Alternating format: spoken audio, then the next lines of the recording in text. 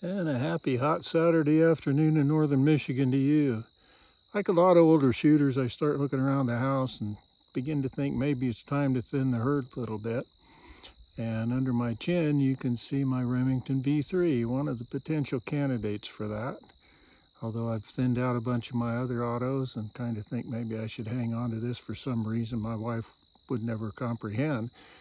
But been very little said about the V3 as a target gun, and I think that's pretty unfortunate.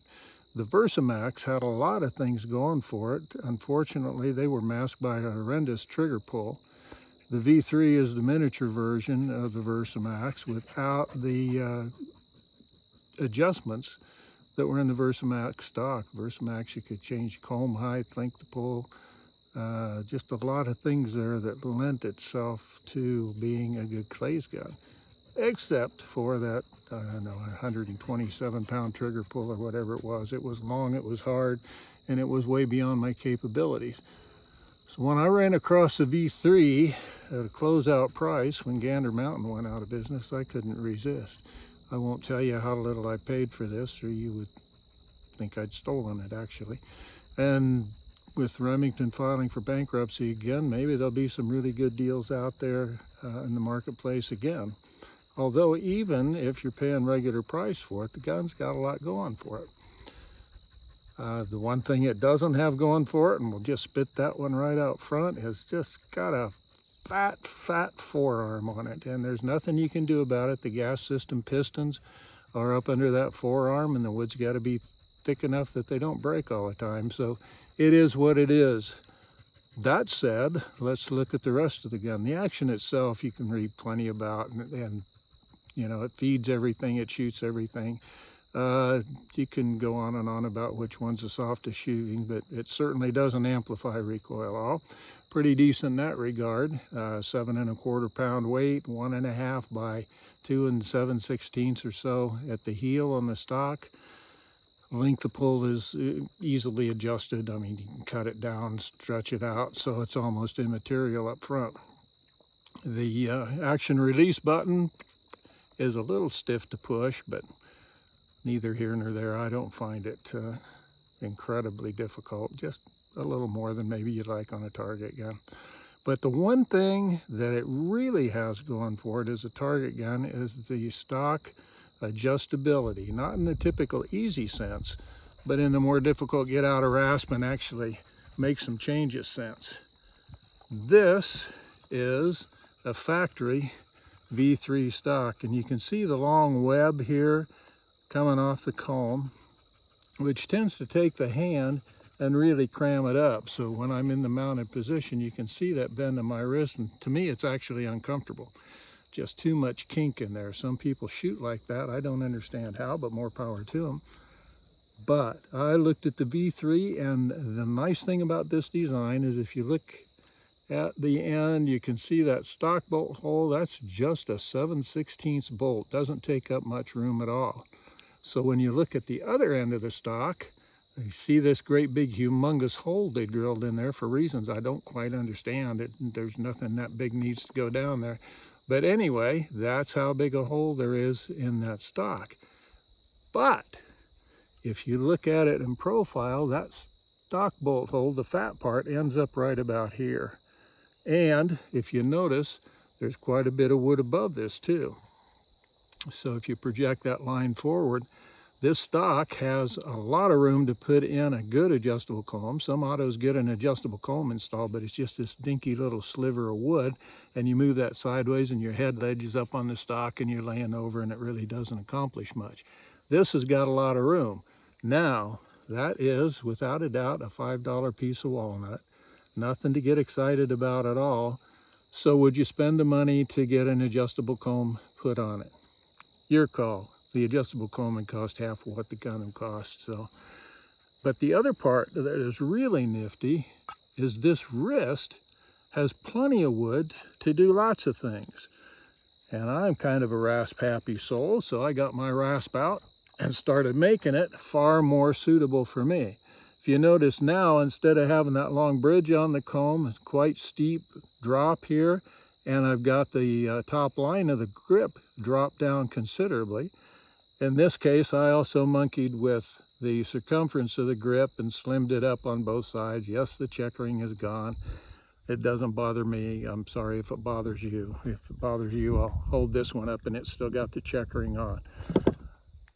So I slimmed the grip up, I dropped that down, and by virtue of doing that, now my hand is much lower and these bones are all pretty well lining up in the grip. So I get a much better trigger pull out of it because I've got bad hands and I need all the advantage I can get. That may not be a big thing to you, but if you know a shooter with small hands, this ability to get in there and cut like that, if you can see if I can get it turned to pick it up, I've even scooped it out here. So it's really pretty close to an over and under style grip. And I frankly love it that way. I've never regretted uglifying the stock. I did build it up with some acroglass down here just to better fit my hand. But tremendous amount of adjustability there. Also, I need a lot of offset, and the rasp found its way to the comb line here, and I typically use about 3/8 offset. I was able to cut that into this stock without having any danger going through into another hole or anything in the stock and causing any grief like that. So you put all that together, a stock with a lot of adjustability back here in the back, if you can stomach the thought of putting a rasp to it. Some of you can't. I get that. It's just not a gene that I got in my makeup. I can take a rasp to anything and have if it's going to make it shoot better for me. Low recoil, reliable, seems to feed everything. It does throw empties all over the countryside. That would be a little bit of a negative there. Gas system is reliable as I'll get out. I don't know how long you can shoot one before you actually have to clean it. I think a guilty conscience will get to most of us before we get to that point. So, thinking about an auto, don't think you just have to go with the B guns. This one, to me, by virtue of being able to do all that work with the grip, is a far more suitable gun than the B guns I've gone through. And I've got several B gun stocks at home that have been rendered pretty much firewood, trying to get them to where they would work with very limited success because the recoil spring hole through the stock just made it big enough that it gets in the way before I can get to where I want to go. One of those is kind of an exhibition grade Wenig stock that would make you cry, but I just decided it was going to work or not, and we kind of got to the point where it didn't. But I never could get there, and with the V3, I'm able to get there easily. Probably another circumstance, I don't know if it's good or bad, but weight-wise at 7 1/4, the 28-inch gun feels a little bit muzzle heavy. I put a Kickies on the back of mine, shortened it a little bit, and that balanced out the weight of the barrel. I quite like the balance now, but it's still a light gun, and I think I'm up to 7.6 or 7.7 with the Kickies on. If we're going to be a true CLAYS gun, I would probably put a little weight in the back end. You saw that great big hole back there. You can just about drive your car in there and park it if you wanted to. And on the front end, I would probably go with a one of the longer, heavy, extended chokes. Kicks, comp and choke. There's several out there, the 1 3/4 inch that are fairly heavy. And for me anyway, in most guns, they put too much weight in the front end, but in this gun, it might smooth it out a little bit. But if you pick one of these up on a super good buy because things are getting closed out, I don't think you'll regret it.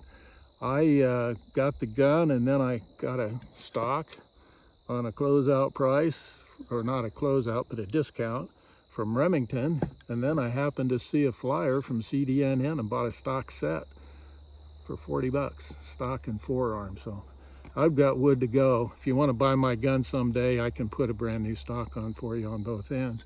One other change I did make, a little one, because like I said, I'm rasp happy. This edge on the forearm was a bit irritating in my hand because sometimes I shoot with it quite far back. So I just rounded this corner off. Doesn't affect strength at all, and it makes it far more comfortable than bumping into that corner on there all the time. So if you get the synthetic gun, I think the forearm's just a little bit thinner, but it's the synthetic stock and you can't do a thing to the back end. I'd rather be able to party on the back end of the gun and get it where I need to go.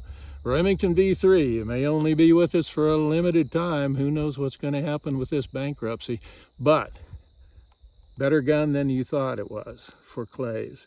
It's got a roller bearing in the trigger, so it's kind of a different trigger pull, but it's not heavy, it's not horrible, it's just a little different because you have to roll that sear off. Other than that, it's just a good serviceable gun. Take it hunting, shoot CLAYS, and okay, I'll tell you, I got mine for $450. So there, watch out, see if you can get a good deal. You'll have a good gun. Talk to you later.